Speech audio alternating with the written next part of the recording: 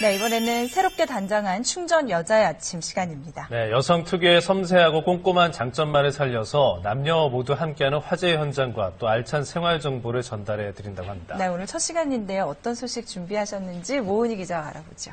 네, 오늘 우리 삶에서 가장 필요한 것 바로 물에 대해 취재했습니다. 네. 생수, 정수기물, 수돗물 다양하게 마시고 계실 텐데요. 종류별로 어떤 차이가 있을까요? 또 언제, 얼마나 마셔야 좋은 걸까요? 함께 보시죠. 우리 몸에 꼭 필요한 물, 어떻게, 얼마나 마시고 계십니까? 다양한 정수기물을 비롯해 빙하수, 안반수, 탄산수 등 시판되는 생수의 종류만도 100여 종.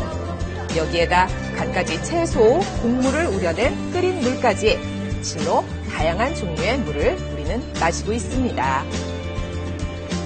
날마다 여러 잔의 물을 마시지만 어떤 물이 좋고 어떻게 마셔야 건강한지는 여전히 의문으로 남았는데요.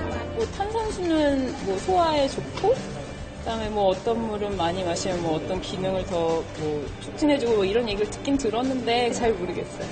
글쎄요, 저는 사실 물이 어떤 게 좋은 건지 모르겠어요. 근데 시원하게 하고 마실 수 있는 물, 그 물이 좋은 물이 아닐까 싶은데요. 그렇다면 맛있는 물의 조건은 뭔지 하나씩 알아볼까요?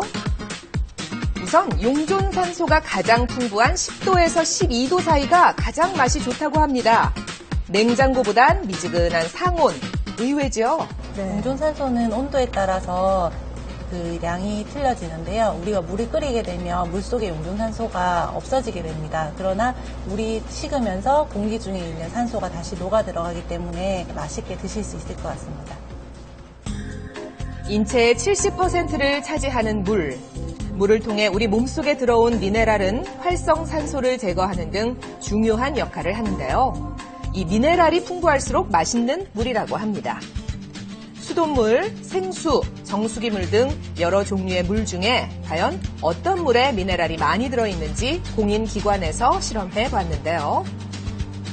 그 결과 일반 생수와 수돗물의 미네랄 양은 거의 비슷했고요. 해양 심층수가 최다, 정수기물이 가장 적었습니다. 수돗물로 충분히 맛있을 수 있다는 얘기네요. 미네랄의 섭취를 높이는 간편한 방법이 있습니다.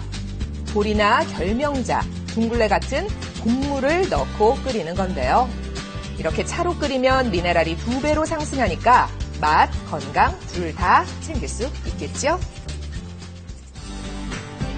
그런데 많은 사람들이 수돗물을 식수로 사용하는 것을 왜 꺼리는 걸까요? 아무래도 상수도관 상태 때문에 특유의 그런 수돗물 냄새가 나니까 수돗물을 키면 좀 불안하더라고요. 수돗물이 외면받은 이유, 바로 고유의 냄새, 염소 때문인데요. 수돗물에 레몬 조각을 넣고 2분 이상 우리거나 녹차잎을 5분 이상 띄워 놓으면 염소 냄새는 쉽게 제거됩니다. 수도관에 부식만 없으면 이렇게 사실 그냥 마셔도 괜찮은 게 수돗물이거든요. 하지만 여러모로 찜찜하다면 한번 끓여서 식히면 염소가 다 날아갑니다. 사실 물의 종류보다 우리 몸에 훨씬 더 중요한 건 물을 마시는 양입니다. 저는 진짜 안 마셨어요. 물을 너무 안 마셔서 친구들은 화장실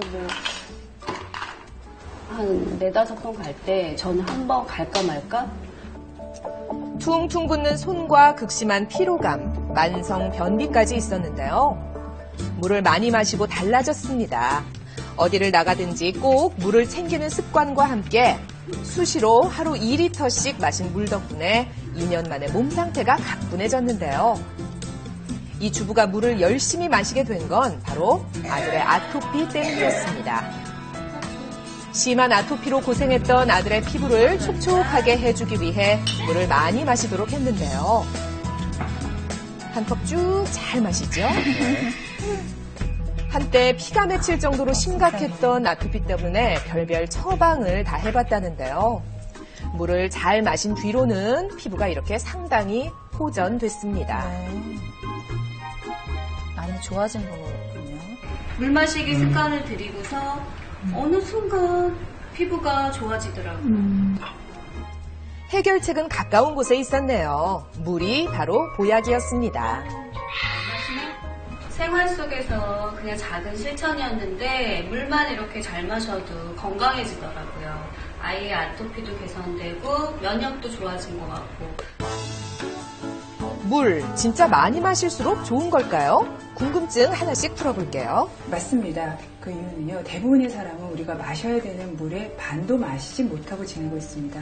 그러니까 지금 드시는 양보다 충분히 더 드셔도 물이 과잉이 돼서 탈날 우려는 없습니다. 하지만 심장이나 신장이 안 좋아서 물을 충분히 흡수하고 배설시키는데 문제가 있는 분들에는 너무 많은 수분 보충을 하게 되면 가지고 있는 병들이 더 악화될 수가 있습니다. 그래서 이런 경우를 제외하고는 물을 충분히 드시는 것이 좋습니다.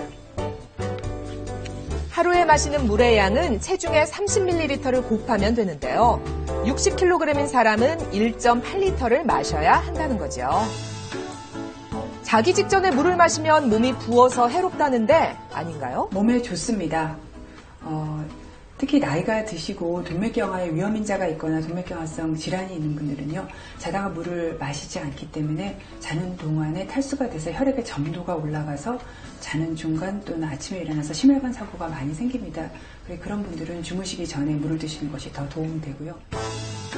식사 전, 식사 후 물은 언제 마실까요? 식사를 하시게 되면 위에 양이 이렇게 늘어나게 되는데 거기다 물까지 들어가게 되면 위가 갑자기 너무 팽배해지고요. 그러다 보면 위 속에 들어있는 소화효소도 희석이 되기 때문에 식사랑 같이 너무 많은 물을 드시지만 않으시면 됩니다. 식사 중간 때 말고는 늘 수시로 많이 마셔야겠네요. 물 건강법 오늘부터 실천해보세요.